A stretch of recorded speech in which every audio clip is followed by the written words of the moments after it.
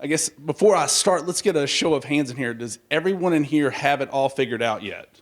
Like the technology, how to run the agency? Crap. I was hoping y'all would come up here and help me with this one. So when Albie asked me in February, would I mind speaking at this, it was really in passing. Christopher Cook and I had just sat on a panel. I was leaving Winston-Salem to come to Duke, and Albie said, hey, you want to talk in February? I said, sure. That was it. So that's pretty much what I knew of what we were talking about today. And then he said, well, let's talk about the customer journey, how you're using technology and all this. And I said, okay, I can kind of do that. And I forgot. And then I think Allison sent me a message in January and said, hey, can I get those slides? Said, we need slides. Okay. So what I decided to do was kind of break this down, because we could sit here and we can talk about prospect to customer, customer to client, but really it's about moving your agency from where you're at today to tomorrow. And the way I look at it is moving it from yesterday to over here some. I got to be in the light now, crap. But there's a process to this. And I didn't want to focus on just one. I did get a request earlier to kind of focus on the sales part, so I'll probably do that a little bit more than the other parts. So before we start, I do want to say this, because I hear this in meetings a lot. It's, my agency isn't built that way. It won't work in my agency. Blah, blah, blah, blah, blah. Before we start, there is no one right way to run your agency. It's the beautiful part about our business, is that I can run it my way. Main Street USA guy can run it his way or her way. It doesn't matter. So what I'm going to ask you to do is to sit back and open your mind today to just what if. Don't assume what your customer wants, because I've heard that before. My customer doesn't like getting emails, or my customer doesn't have an email. I get that from my business partner. She doesn't have an email. She's like 60 years old. What? Yes, she does have an email. Don't assume stuff about your clients. And then hopefully by the end of the day, you're going to be able to walk out of here with at least one thing that you can either go home and implement tomorrow, or at least get on that process. So that's kind of my goal in all this, is to make it actionable. So hopefully we'll accomplish that. So before we start, let's talk about who I am. I just wrote these. So double major at Appalachian State University. Had no idea about getting into insurance. I picked it up because it was 2 extra classes, and I wanted to stay a little bit longer. So that was pretty awesome. Started with Farm Bureau in 2002. Really, I let my insurance lapse. How about that? My auto insurance lapsed, and I was driving every day from Winston-Salem to Raleigh, every day for a year. And I stopped off at my agent, who was a Farm Bureau member, or a Farm Bureau agent, and he said, man, what are you doing? I said, well, I hate what I'm doing. He said, well, go try insurance. I was like, nah, I don't want to, but I did it. Thankfully, I did. I was there for 2 years.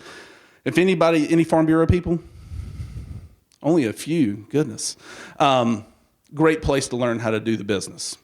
But you really got to get real with yourself about what you want to do with the rest of your life real soon, because you start making a good amount of money. It's hard to leave. I left after 2 years and said, man, let's go make zero money for the next 5 years with your scratch agency. So I founded All Choice in 2004. That was August. My wife was pregnant with our second child in November. So things were really, really easy at that point in time for me. Along the way, I've just kind of learned to love technology. My dad's an electrician. I grew up in Durham, North Carolina. I'm blue collar. I am not smart. So I say that to tell you this: anybody can do it. You just got to be willing to work, or you got to be willing to pay someone to do it for you. So all this is real simple if you're willing to put in the time.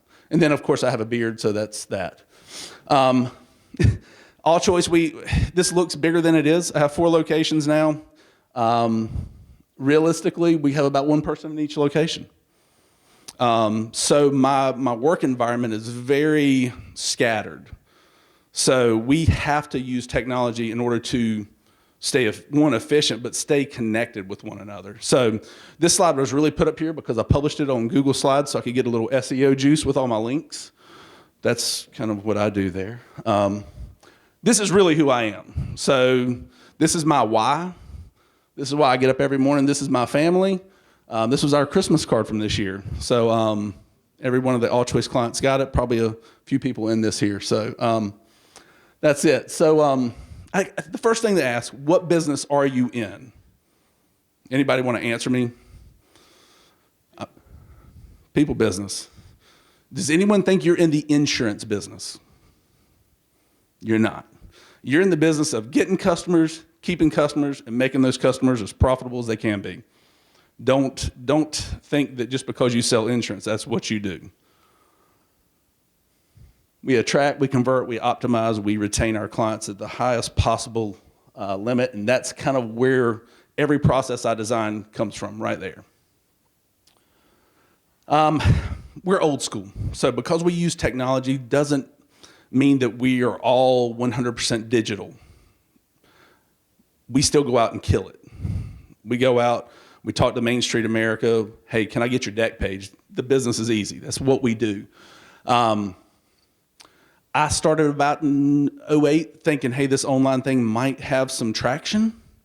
That was a good bet on my part. And by then it was more just optimizing websites or optimizing my website for search. And then I started looking at, man, we're starting to get a lot of certificate requests. We're high in the contractor world. So my staff was inundated all the time with certificate requests. So at that point in time, I said, okay, how do I fix that? And that's really where the technology journey, not just marketing, but actual process and automation started coming in, was with that one thing, how do I fix my certificate request process? Yeah, I don't care about the rest of that stuff. So about mid-2008, I decided to bring on Infusionsoft, which is a CRM. Does anyone know what a CRM is? Only a few people know what a CRM is? Awesome. So customer relationship management. Now, let me ask this. Does anyone in here know what an agency management system is? Still not many people. Come on now. You're killing me up here. So about 2015, I had started the journey with Infusionsoft. And when I brought it into my agency, it didn't make money for me. And at that time, I think it was $300 a month. And I was like, my goodness, I cannot afford $300 a month. This does not give me any ROI. So I stopped. So I'm telling you that story because of this. The technology isn't bad for your agency. It's not that it can't help your agency. It might not help your agency right now. So anything we talk about, the tool's not bad. It's how you can implement it. So we came back to Infusionsoft in 2018. Really, I just wanted to communicate with my client base. As an agency, we do not communicate with our clients other than when they call in. That's stupid. I know it. That's what I was trying to fix. But as part of that whole cycle, around this time we were bringing on Facebook leads, which if you do Facebook leads, Sid's going to talk about that, you have to have a system in place or your staff will get bombarded and they will come and hate you because you'll get 100 leads a day and you can't call them all. And it's mind-boggling. So we really started building out our sales pipeline because of those two things. Like I wanted to talk more to my clients and I needed to be able to handle Facebook leads. So then 2019 comes along and I got an opportunity to bring on Jared Bellman. He's an agent of mine. He's up in Hendersonville. Long story short, when he came in, I said, I'd already started working on this. And I was like, I'm going to start with my renewals because my clients are my biggest asset. When he came on, I said, you know what? I need to back that up and start with my sales pipeline because I need him to be successful. And I'd promised him and his wife that they were family to me and that they meant something to me. And so I was going to do everything I could to make him successful. So we backed up and started with the sales pipeline. And man, stuff got real. I mean, I started seeing technology for more than just marketing. And when I say technology up here, a lot of you people think that the technology automation is just about the marketing aspect. No. I started looking at it as how can I fix my business? How can I become more efficient in what I do every day? And so, again, starting with the sales pipeline out of necessity, really, to help Jared, that's where we sort of got our start with technology. And I think around that time is when I started getting noticed by Albee, and he's like, well, I think he came by, how are you doing this? How are you doing that? So I like that because I love that movie. Through the process, I said to myself, there's got to be just a better way that I can run my agency. And again, for me, I live, breathe, sleep, eat everything, All Choice Insurance. It's my fourth child.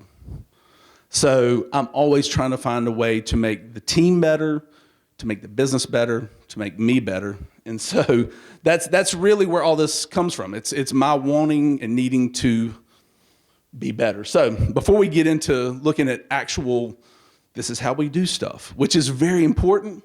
I think the theory behind it is actually maybe more important. Some of you in here will probably at some point in time go, well, what is your tech stack? I think that's one of the first questions I'll be ever asked me. What's your tech stack? Does not matter. Does not matter. They're just tools. They're just widgets. It's what you want to do with them that matters. What do you want to accomplish with them? So, for us, what do we want to accomplish? We want to make sure, and this has been going on for a long time, I want to make sure that my people do the hourly wage type duty that fits them.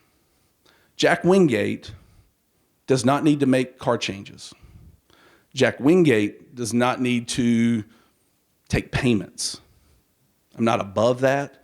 But my hourly wage says that I'm better off for the business doing something else.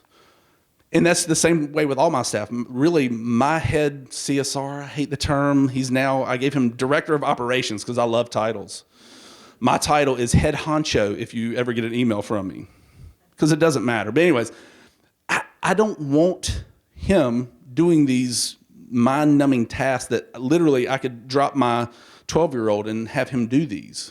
They're a very important task, but we need to find a way to get our people into a valued advisor role versus a order taker role, or I'm putting out this fire today role. So that was one of the big things for me. Second of that, I wanted to make sure that my clients were getting an experience that was good, great, but repeatable. We're in an age today where we buy stuff from Amazon, not because Amazon is the best place to buy it, but because we understand the process and we know what to expect. I bought some Under Armour. These are not Under Armour. Most of my shoes are Under Armour because they fit my feet. I bought Under Armour shoes through Amazon when I could have bought it from Under Armour just because I knew what to expect. I knew that Prime was going to get it to me the next day or whatever it is. So a repeatable process is key in my business. Last thing, and this is just selfish on this, is I wanted to set up a system to where if one employee left, I wasn't left high and dry. That's happened before. It happened early on, probably year 3. We had a CSR that we had hired. We didn't need to because we didn't have the money to, but hey, here's some money. And she just up and left one day because she didn't like it. Man, we were struggling. So I vowed at that point in time to always work towards having a business and a system that wasn't dependent upon one person. Lastly, again, we all goes back to enhancing the human experience. I want to, again, make sure that my people are talking and giving value to every client. When they call, I don't want them worried about having to get off the phone because they got 15,000 different things they have to accomplish. Your clients understand that when they're on the phone. You can tell when you're being rushed off the phone. So again, we're trying to move all that away. So that's enough of theory. We're kind of here for action. So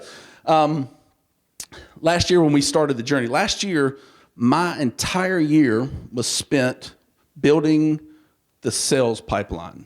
Again, I didn't want to start there, but kind of that's what we did. So I bought an out-of-the-box solution from Capsule 5. Again, the name's not important. I don't even think they're in business anymore. They had built an Infusionsoft program that tied in with our management system, and I thought, great, no double entry, that's fantastic. And when it came to me, these people don't work in our business. They understand insurance? No, they don't. They came out and we had the yellow pipeline stages were what we had. We had, can y'all see over here? Okay, cool. We had need to contact. We had a working, quote sent, one lost. That was your sales pipeline. Need to contact, so a lead comes in, you need to contact them. Well, in our business, that doesn't work. In our business, we don't get that works for the Facebook leads or Google PPC leads maybe that are just hitting you and you really got to be on top of it. A lot of our leads don't come in that way. A lot of our leads, like I said, we go out and kill it. So we've already contacted them. We'll get organic traffic leads where they filled out a form on my site that is 20 some odd questions long. Those people have high intent. So I don't need to contact them. I'm just working on the quote at that point in time. So we started adding in stages that fit. And it's funny because we started with working and then we moved that to 3 working stages. And I'm going to walk you through the methodology here, because I couldn't have done this without Jared. So as Jared's going through stuff, he's like, hey man, this is happening here. Okay, well, how do I fix that? And it all came down to the conversations you're having with customers or where your customers are falling out of your pipeline. So think about those things as we're going through this. So someone comes in my X-Date lead, that's kind of easy. Sorry, I'll start at the top. X-Date lead, you've X-Dated someone, you can put them in there, we can build communication to them. We can also build communication internally to us. So does anyone in here have a good X-Date system that they use now? Awesome. I mean, we don't. So what our problem was, we might have a bunch of X-Dates and you might have a bunch of X-Dates, but unless you're getting like a notification that says, hey, dummy, reach out to these people in 60 days, the X-Date is worthless. So we have it built in now where there's actually, I still need to build the messaging externally, but we have messages that come to us when we enter an X-Date lead via Slack. And again, I'll talk about the different pieces of tech later, but we get a message 60 days that says, hey, Susie's renewing in 60 days. We get a 45-day, hey, Susie's 45-day, 30-day, hey, Susie's in 30 days. So we're constantly being on top of these things. That's helping. Need to contact, again, we don't use that very much, but someone's come through your funnel and you need to get in touch with them because they don't have all the information. There you go. Who cares about appointments scheduled? Working submission prep. So what we found with our leads, I'll give you a walk through an example. We get an organic lead from our website generated by just organic traffic. Someone found us online. They filled out freaking 50 questions. It comes in, we've got to put that together to quote it. So that's submission prep. So I'm getting everything together. I've got to, use a great vendor like Tarmica to put this together and make it happen real quickly. Or I've got to put accords together. Whatever the case is, there's something that I have to personally do in order to get that quoted. Is everyone's process sort of like that? You get a lead, you've got to put it together to be quoted. That's submission prep. Now, in there's internal timing that's going to cue me as the owner. It's going to cue the staff as the staff. It's going to cue the producer as the producer, where after 3 days, if it hasn't moved, they're getting, hey, move this, dummy. I mean, you need to work this because things fall off the plate. Sometimes we all know that. So submission prep there, and during that time, the customers get a message, hey, we got your stuff. Thank you, we're working on it. Critical right there. We move it to out for quote. Customer gets something, says, hey, Mr. Customer, we've got your stuff, we're working on it. We just sent it out to all our carriers to be quoted. Here's what to expect. We added that one because between submission prep and sending a quote, personal lines could be 2 or 3 days sometimes. Commercial lines could be 5, 10, 15, 20 days. What happens to your customer if they don't hear from you? They're gone. Because if they don't hear from you, something's wrong in their mind.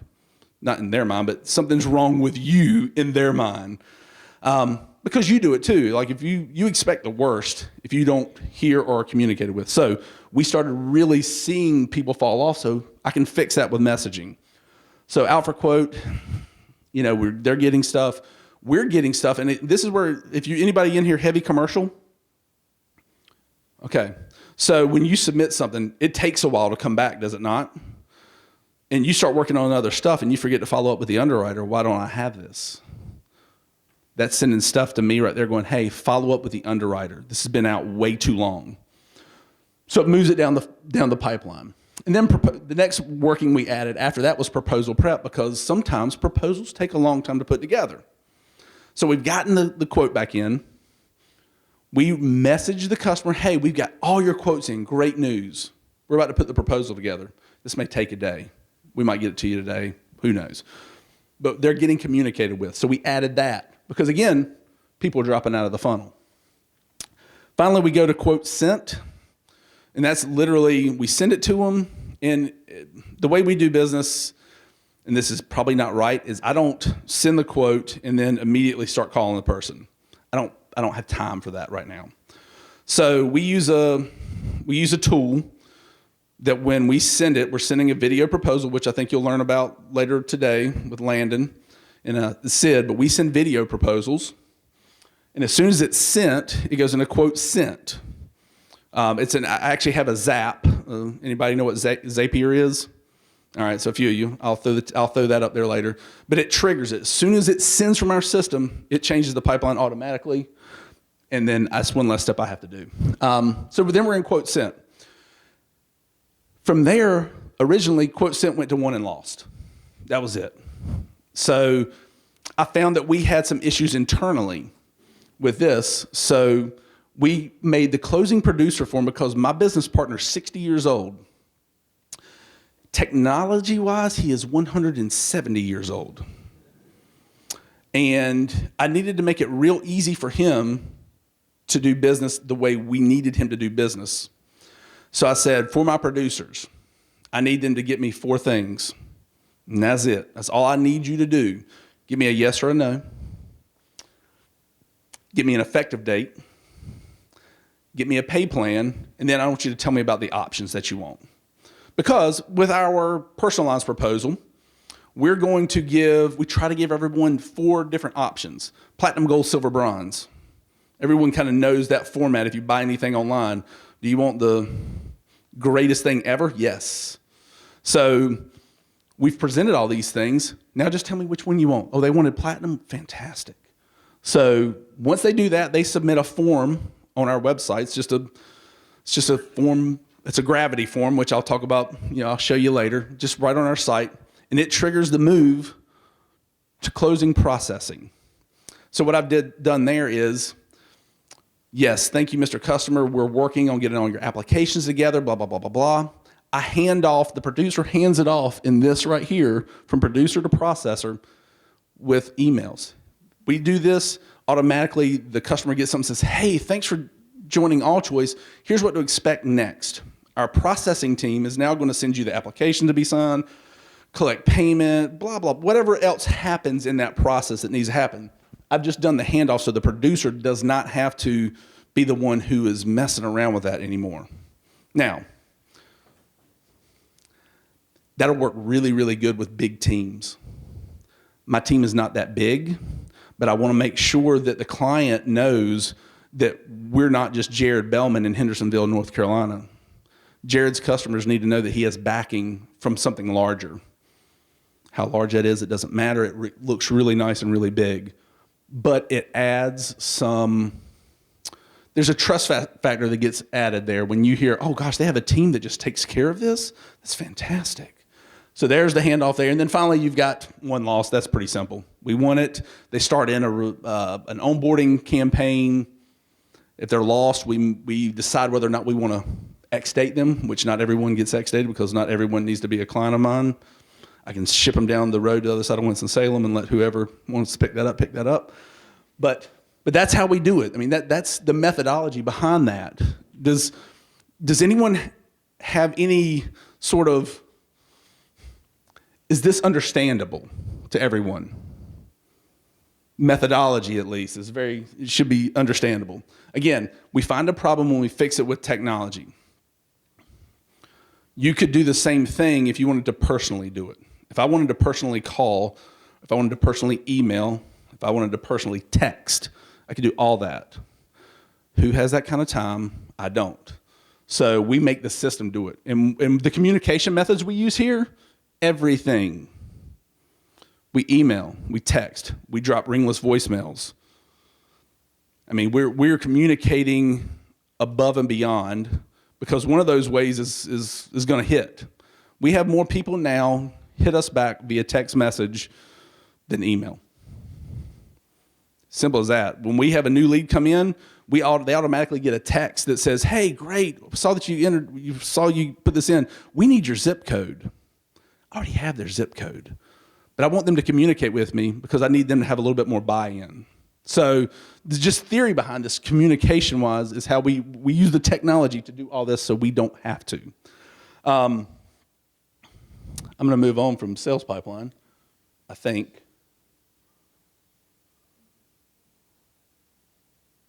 Technology is wonderful. Anybody want to help me with this?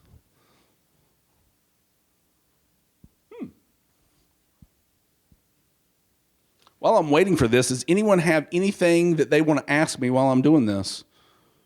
Yes, sir.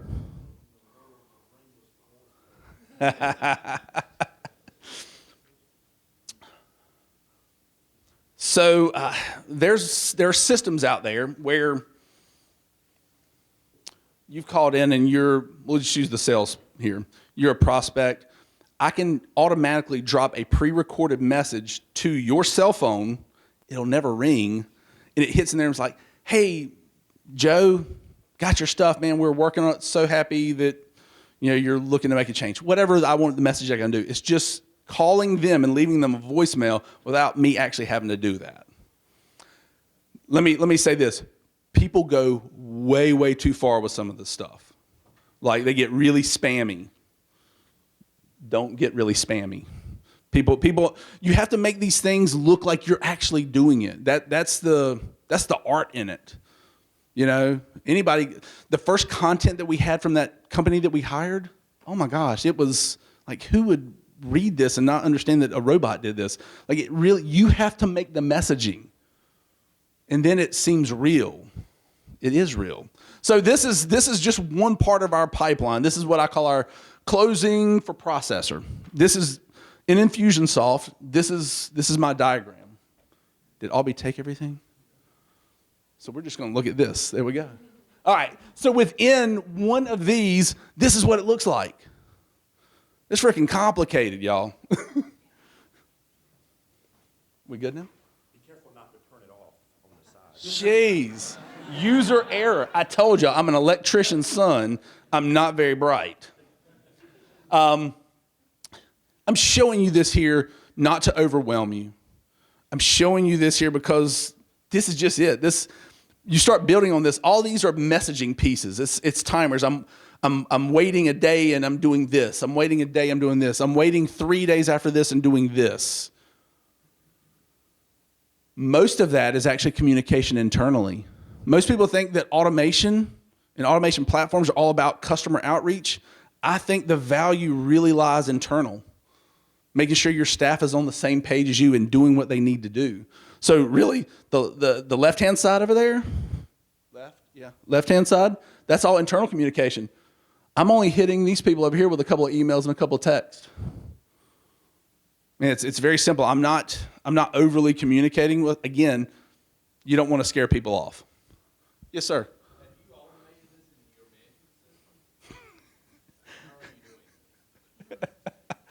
management system?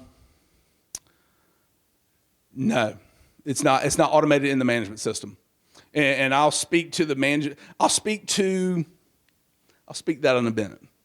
But no, it's not. There is double entry. There's some ways to make that more automated with this. There are other platforms out there or coming that make it really, really slick. I don't have that yet. That's down the road, man. That's some next level stuff, and there's some people in this room who know about it and can talk about it. But this is just we use our CRM system now almost in place of our management system. And I'll talk to that a little bit more, not to rain on anybody's parade in here, because the management systems are very useful. They're needed in our industry. I don't want to downplay that. So that's just one piece. Again, you see where it says Jack up there? It's hard to see. That little piece right there, inside is that. The stuff gets complicated. And when it moves to the next pipeline, it takes it out of there. So there's a logical flow and progression to all this. Yeah. When we say complicated, I'm afraid people freeze up. You and I have a similar passion about this. That's no more complicated than what we were doing in the 80s. We were just having to remember to go back and see Mike, and we needed to remember to speak to Susan at the grocery store. And all those things, our brain's been processing all that stuff for all these years. automated it to make it more efficient. Good point. So let me give a little story. There's an agent that I respect highly that is big in the Big I. And they are an agency that is transitioning, hopefully, from current generation to the next generation. And current generation is maybe a little afraid of technology in a sense. I don't know. Is he? The new generation sees the beauty in it. And so they said, hey, can we come up and talk to you about it? And really, what I said there was, all of this isn't meant, I'm not getting rid of people. I'm enhancing people. I might use a VA to be the touch point on something in here.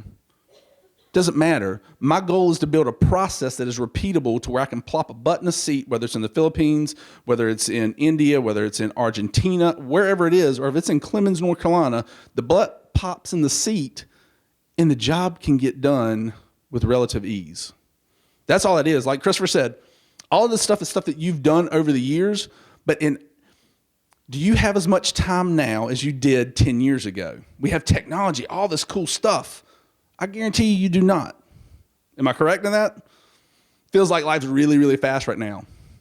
I'm taking that off of my plate, and I'm taking it off the plates of all my producers, all my staff. So, yes, it's complicated, but no more complicated than it being up here. I just make it very, very repeatable. So, the next thing we went to was onboarding. I think that you determine the type of client you have and the renewal rate and retention that you have on the sales side. That's your first place. If you have trained your clients well through my process that we do internally, not here, but on the sales pipeline, the whole time we're telling them what to expect. This is what to expect from our agency. Don't call me at 12 o'clock at night. That's not the expectation. Some of my clients still do that to my cell phone, and I hate that. But anyways, you set the expectation, you set the customer's experience up front, and then you start working and weaving your magic on the onboarding. Again, you're reiterating what you've done in the sales process. So, when it comes in, we've won it.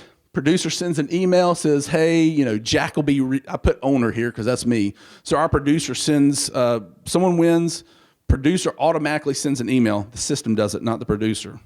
Automatically sets the producer's email goes out and says, hey, thanks for joining the team. Jack is going to be reaching out to you just to kind of get your feel on how this works and on how your experience was. I'm wanting a review. I'm getting somewhere with this. I'm going to get a Google review from this person. The next thing that comes is, hey, please give us a review. They're getting an email from me that says, hey, welcome to the team. We're all choice. We're awesome. Here's how we do business. Thanks. Give me a review. Then right after, I think it waits an hour, and the CSR, who's kind of the lead on that case, sends a text and says, hey, Jack's going to be sending you an email. It would really help me and help my bonus if you would give us a good review. Boom. 15 days, if we don't have a review from them, I'll reach out again and try to get a review. I'm talking a lot about Google reviews here, guys. Are you doing Google reviews? Are you actively seeking Google reviews? If you're not, you're missing the boat. People today do business with people they trust. How do they know they can trust you? When they pull up Google and they look at your agency, because they're doing it. They've said, hey, I want a quote. And then they're going to go, is this person an agency I should do business with? I get calls all the time that says, hey, we want you to quote our business. Well, how did you hear about us? Well, Google. I said, well, why did you pick us? There's a ton of people in Greensboro. There's a ton of people in Clemens. Man, y'all have some really good reviews. It's sold right there. I just got to not botch the thing. It's done. So we found that we weren't getting Google reviews at a good clip because we were counting on ourselves to do it. We were counting on me to go, oh, hey, send this email. Well, man, I got to do some accounting work today. I got to send some COIs or whatever it is. It gets lost in the shuffle. We automated the process. And once someone gives you a review, they're really tied to you. Your retention just went up. They're really tied to you because they don't want to look like a fool and have to undo that review. We give them an email that says, hey, here's some cool stuff about our agency, where we talk about the modern experience. So I'm trying to shift them to doing stuff online. And I'm not talking about the carrier site. I'm talking about my site. Hey, you need to change a car? Go to our customer hub. You want to get a certificate? Go to our customer hub. You want to make a payment? Customer hub. I'm trying to get them all to go here. That is not an easy process. That process will take years. I know it because I've already done it with certificates. But to them, they look at, because your people don't want to do business by calling you all the time. Who wants to call their insurance guy? Is that a fun conversation? I mean, there's other stuff to do in a day. They just want their car changed. They don't care who does it. They just want it done. And then, again, the final email that we sent out is, I need some help. Guess what I'm doing again? I'm asking for a referral now. How many of you say that, man, referrals are our number one piece of business? That's the number one way we get business. What's your process? I'll guarantee you the majority of us in here don't have a process for that. And unless it's repeatable, unless it's in a process, it's not going to happen because other stuff happens. This is our review setup. I'm doing this here to kind of overwhelm you with all the work I put in last year. I want someone to say, good job, Jack. You did awesome. Thank you. So does anybody in here have multiple locations? All right.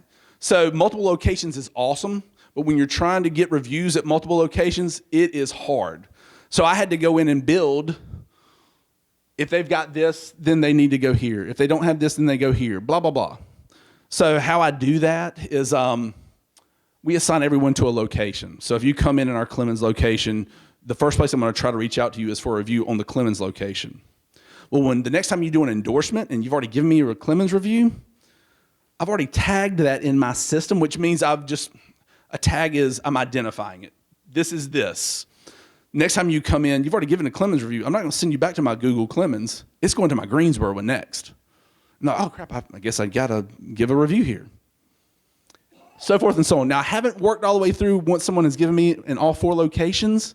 I guess I'll send them to Yelp next. I just haven't built that out yet. I mean, but there's a method here. I mean, and it's again, it's complicated, but man, what if you were trying to do this? What if your staff was trying to do this? Hey, which link do I send them? Oh my gosh, I'm just not going to do it. So we automate it. Renewal is something that I literally am working on this year.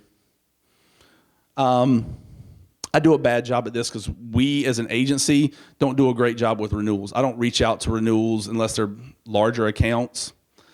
That's bad on me. That's bad for the client. I've got to fix that, and that's what I'm going to do. Right now, in my head, the way it looks is 120 days out, I'm going to look at the account, or the producer's going to look at the account. You know, has anything changed? Can we cross-sell? Can we do whatever? That's what we're going to do there. 90 days out, we're going to send an email to them. Hey, what's going on? We're just touching base.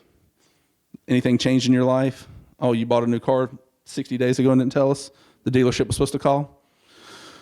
Stuff like that. 60 days out, we're going to check renewal pricing. Now, I'm not personally going to check renewal pricing. We use an outsourcer that right now we have it pegged where anything over 10% of a rate hike, we get notified on. We look at it. Oh, what's because they added a young driver? Oh, no, that's just a rate hike. We'll have them reshop it. So we start looking at rate at like 60 days to try to prep the customer with that, because they're gonna know that they get a rate increase, y'all. They're gonna get that in the mail. Be preemptive about it and reach out and let them know you're working, because otherwise they'll shop you. 45 to 30 days out, depending upon what happens on the rate increase, we'll start doing suggestions. Hey, look, everything looks good with your renewal. We suggest you stay with XYZ carrier. Or, hey, we might want to move over here. Let's have a conversation. Hey, I see you don't have an umbrella. Man, we really need to fix that. Whatever the case is. And then 5 to 15 days after, we'll have our outsourcer check to make sure a payment was received. We'll set up the next renewal. Again, I'm building that, so that's kind of weird. Here's the part that I think you guys can take away today. This is where I think that you guys can make a change in your agency today. These were some simple little things I built. One of them goes back a long time. The other one, just literally, I think it took me like a day to figure out how to do this. So the endorsement process. What happens, let's see here. I'm going to call on you. Yeah. Someone calls your agency today. I want to change a car. Tell me what happens. Okay. While they're on the phone with you. Okay. Awesome. We don't.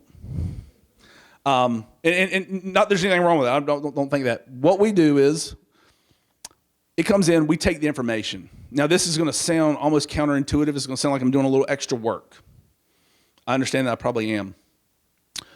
You come in, you need to change your car, great.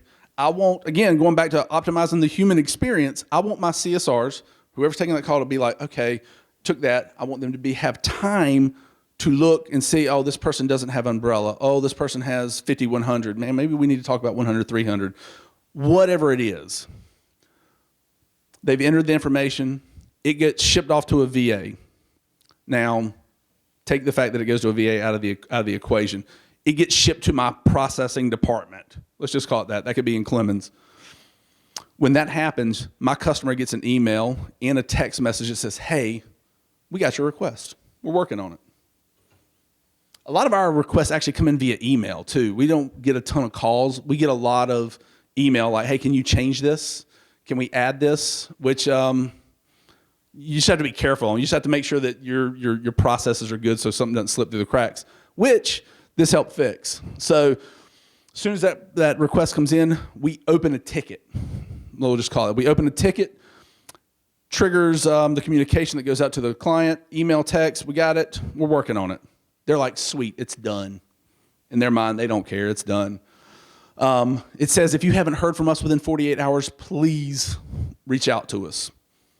That's a fail-safe on our end. The processing team takes care of it, typically same day. Then they trigger the close of it, which triggers some communication. Hey, we just finished your stuff. Hey, here's your ID card, because I have that built in with my processes. Here's your ID card. Here's the premium change, whatever else we want to put in there. Here's the actual endorsement. They get the email of that, and then they get a text message that says, hey, we just finished your change. How was it? Can you give us a review? Actually, it doesn't say that. It says, there's one more thing you need to do. And there's a little link in there. There's a bit.ly link. I'll explain that in a minute. There's a link in there that takes them straight to the Google review page that I've set up. That's where I get, so last year we started working on Google reviews. We probably got, at the time we only had Greensboro, we probably had 20 reviews total in Greensboro. And not that this is good, because I need to work on it. I think we have 63 in Greensboro now. We have 61 and 62 in Clemens. We have 35 in Hendersonville, 30-some in Wilmington. That's where they come from. Now, that's one cool marketing trick there, but the thing is, the people know what to expect now. I had a CSR that said, it's just double entry. I'm just going to take care of this car change. Took care of it, didn't send all the stuff. The customer had done a couple of changes before, called in, hey, is everything okay? I built out the expectation for them. They now know at All Choice, this is what happens. It's repeatable. It looks like we're a business. It looks like we're not just Joe Bob over here who runs an agency out of a hole in the wall in Clemens like I do, which is true. Albie can attest. It's a nightmare of a place. But this right here is something that you can change today in your agency. You don't need automation to do this. Just write out your process of this is what happens every time. Take it to your staff. Very easy. And this is the mother lode, the certificate of insurance process. This started, I want to say it was 2008 maybe. We have a lot of contractors. We got bombarded all the time with calls. Hey, I need a certificate. Tell me if this is a conversation you've had before. All right, well, can you give me the certificate holder's name and, well, yeah, it's Landmark. All right, is it Landmark Inc., Landmark Contracting? Which one is it? Oh, man, I don't know. What's the mailing address? I don't know. You need that? Yeah. Back then, what was the fax number? Now it's what's the email address? Oh, do you need all that? We had so many phone calls every day back then with that same conversation. So that was a 10-minute conversation for them to call back and have another 10-minute conversation. That's 20 minutes right there. And I was like, man, there's got to be a better way to do this. So back then, I built a form on my website. And when we brought in a customer and said, look, you need a certificate, this is the best way to do it. And what do you mean? Why can't I just call? Look, I'm going to tell you, if you call, we might not answer it because we're busy helping other clients, whatever. What if I just email you? Man, I'm not in the office all the time. It might come to me. It might be a day. You need this now. So we told them up front, we set the expectation, look, this is the best way. You go to our website, there's a certificate request button up in the right-hand corner. Click that. Everything I need. The second best way, send an email to certificate@allchoiceinsurance.com, because then that's just going to go to a team. Third best way is to call me. The fourth best way is to actually email me. And yes, if someone called or if someone emailed us personally, did we maybe wait longer than we should have? Yeah, well, heck yeah, I did. They needed to learn. So that's what we did. And guys, today, I looked at it the other night because within our website on our Gravity form, I can't remember. I think it was 5,000 entries in our certificate request, because I can see the number of entries that have been in there. It's like 5,000. We get them all the time. That right there will save your people time. It will save you money. It will make your experience go through the roof. Does anyone have questions on that? No one. Does anyone do anything like this now? You are? Works? Yes, sir?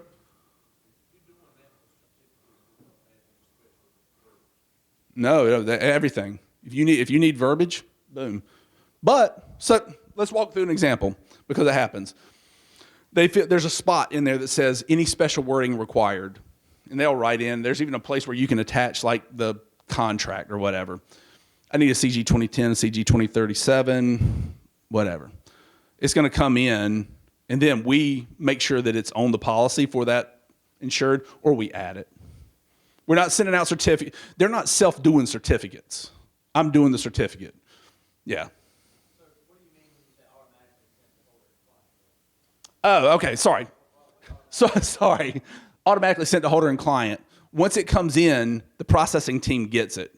They look at the requirement, and then the processing team sends the certificate straight to whomever needs it. And we also copy the insured on. Why? Because over the years we found that the insured was like, did you send that? I mean, how many phone calls do you get? Did you send that? Check your daggum email, man.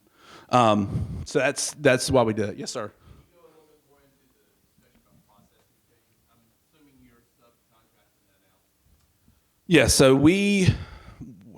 without getting too much in the weeds, we actually hired a company called Marblebox, which is a virtual assistant company. They do all our processing. Yeah. Heck, they do most of our quoting, actually. It's no different than having someone in your office do it. You know, and realistically, when you outsource some stuff, you got to be on your game. Your processes must be defined. Technology, virtual assistants are nothing if you have bad processes. CRM is nothing if your processes suck. And all of you have a process now, you just might not know it. You do the same thing over and over and over again. You just do it out of here. It's time to get it on paper. It's time to get it somewhere where you can, if something happens to you tomorrow, does your agency shut down? Hopefully not, you know. But I guarantee you there's a lot of people in here that if that happened, your staff's not going to eat because they're not going to have a job because you were the person that has it all up here. That's just an opinion. I think I turned it off again, Albie. There you go. This is our customer service endorsement workflow. Each one of these things in here is like a different person. So if the producer is Jared or if the producer is Jack, each thing has different messaging based upon who that producer is, because we're always trying to use this, an endorsement or certificate, as another way to get referrals, to get new business, what have you. Oh, yeah. How many people out here have sent something off to a brokerage, like a Johnson & Johnson, Appalachian, someone like that? You send off a change, it might take weeks to get it back, and you forget about it. Does that ever happen? Within our endorsement process, we actually have timing triggers that say, hey, you need to follow up on this. We didn't get this back in yet. That saved us right there on E&O big time. Because, again, you're people. You're going to forget stuff. So that's just some timing triggers. Yeah. No. Here's my tech stack. Right now, my reliance is, my world is centered around QQ Catalyst. Management systems are great. We have HawkSoft in here as a presenter today. Man, I guarantee you their product is fantastic. Personally, my reliance upon an AMS is going down. It's going to be a repository where I hold stuff because for the most part, they don't do what Infusionsoft can do from a marketing and customer experience standpoint.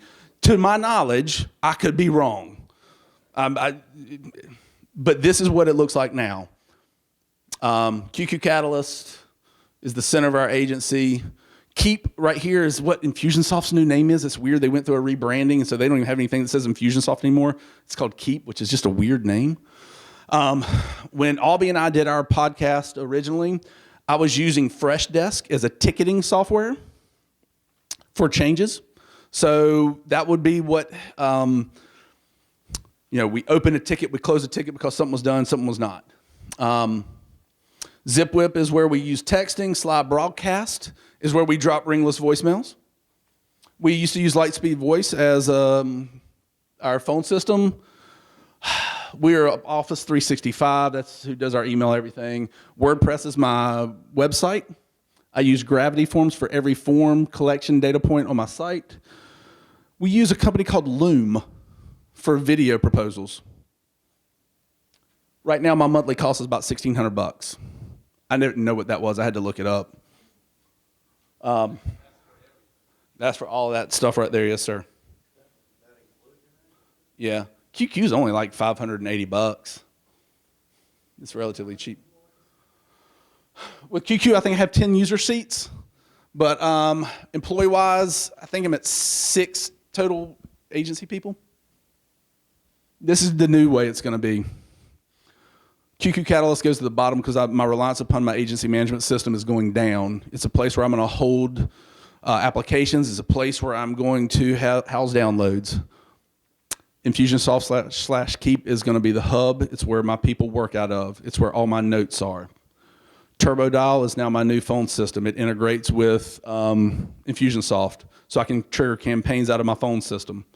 I can trigger whatever I want to out of my phone system. Freshdesk is actually going away because I've built it into Infusionsoft now. We still use pretty much all the rest of it. Zapier is something that ties everything together. Twilio is what actually runs the phone system through TurboDial. It's an all weird communication platform, but that's kind of it, guys. I don't even know what time we're at. Was that 15 minutes yet? Does anybody have anything that they think they can leave today, implement, or at least start the process? Please tell me one person has it. Otherwise, I'm going to go shoot myself because I've been talking way too much. Jeez. Oh, you do? Sweet, thank you. So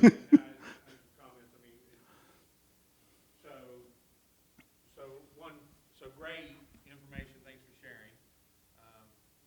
And I know you've got a small group now, but what's your training level for all your personnel to kind of buy into this integration? I mean, in other words, what is the time commitment for training, understanding, getting them up to speed, or were they kind of already there?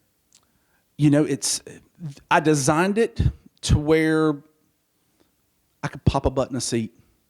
And there's realistically a day or two that you've got to watch some videos that I made on this is how you answer the phone. This is what you do. But again, there's back into that to where I spent countless hours coming up with the processes. Your stuff is only as good as the processes that you're putting out there. Yes, sir. Single portal for your agency team members that somewhat spans across all of that stack, or how do they interact? They have to opt from system A to B to C to D, or kind of So in a given day, you're going to have dual monitors or you're going to have a monitor big enough to where you can split it. You're going to have QQ Catalyst up probably in one, probably mine is up but minimized all the time now. I have Infusionsoft up all the time now. The phone is directly tied into it, so as soon as someone calls, it just pops. I did build a hub on my website for my team to where they could go get applications. So I built out every application from Accord to all. I'm an Erie agent, so Erie has their own special applications with different questions. So I built out web forms to where I can send those directly to the clients and they can type them in. It comes back to us and we just fill in the data because we were finding a lag time there. So that's probably the three things they have up on their desk. Yes, sir. Jack, can you talk about, I know Slack. Yes. I've looked at Slack, but I don't really understand how it works different than just regular email back and forth. Okay. Yeah, so with Slack, so for those of you who don't know, Slack is an internal messaging, well, it's a messaging platform. So if any of you guys were around when AOL was around, remember that instant messenger? It's basically the same thing, a little bit more customizable, but we send a bunch of emails back and forth internally, and that is just a horrible way to do things. So Slack's just a messaging thing to where if I'm like, hey, AJ, who's a guy in my office, I need this. It's just a direct path there. But we do use Slack with our sales pipeline.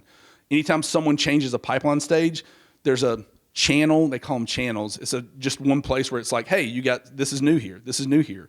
We do the same thing with endorsements. Hey, a new endorsement request just came in. Hey, it just got closed. So it's a hard to understand. It's a great tool. Does anyone else in here use Slack? Yeah, it's a great tool. I mean, it probably is the same as like Microsoft Teams or it's just a method. It's just a method to doing it. It's where I like using it for us. There was someone else who had a question. Yes, sir.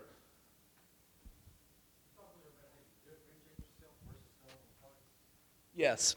And we were talking about this beforehand. So personal lines wise now, this is one thing that, and again, we were talking about making our retention go up. Last year, we changed two things internally. We moved to a reliance on Infusionsoft, and we changed the way we sold personal lines policies. Because if anybody's been in the business long enough, you used to sit down across the desk from someone and this is what this means, this is what this means, blah, blah, blah, blah, blah. Somewhere along the lines with email, you stopped doing that, and you started sending PDFs.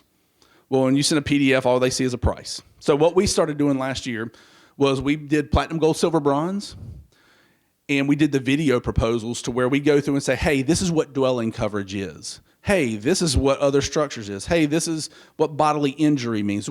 It's an 8-minute presentation. I think Landon says he's going to try to do it in 4 for him. But literally, that's how we differentiate. And I can tell you this, and I need to do a better job on getting the actual data.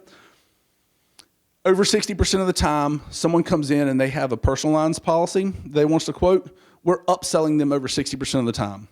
Most of the time, they're taking the gold or the platinum, which is just umbrella included, HE7 with the HE21, over what they had. So they're paying more, so I'm getting out of the price game. That's helped my retention. So are these automated videos that you just use? No. And again, I'll let Landon will talk about this, but this is like every person that comes in, we sit down, we do a screen record using a program called Use Loom. You can write it down. There's plenty of other ones out there. And we walk through step by step the proposal that I come up with. I mean, but it's tailored everyone because I might have during the conversation picked up they really were concerned about water backup and sewer. Well, you better believe that I'm going to touch on water backup and sewer because this one over here doesn't include it. So yeah, I think he was first. I'm in high demand, man. I'm the belle of the ball right now. What's going on?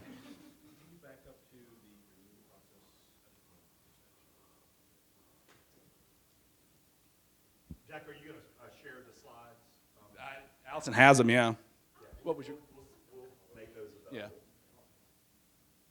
All the text that you're receiving, you're not using employees' personal. No. So that was what made me look to a texting platform because we were getting text on our phones at all hours of the night, like, hey, can you change this car?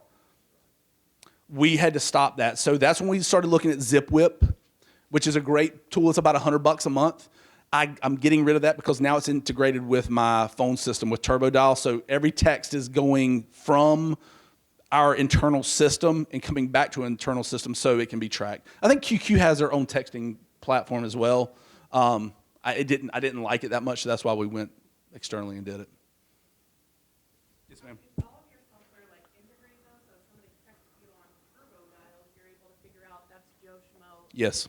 It literally pops right up. The reason I chose TurboDial, and again, guys, any takeaway you can have is the tech doesn't matter. The tech actual name doesn't matter. The theory and the process matters. But yes, we went to TurboDial because it integrates with Infusionsoft. And so when it comes in, everyone on the team gets it, and they can see that it was Billy Bob. Can you see that they're a Billy Bob? Yes. They have to click something, but yes. Guys, I appreciate it. This is the first time I've ever been out of my little shell. Most of the time I stay in Clemens and I'm a little text. I sit in there like a little mad scientist and do stuff. But I appreciate it. You guys have been wonderful. Make sure to tip your waiters and waitresses.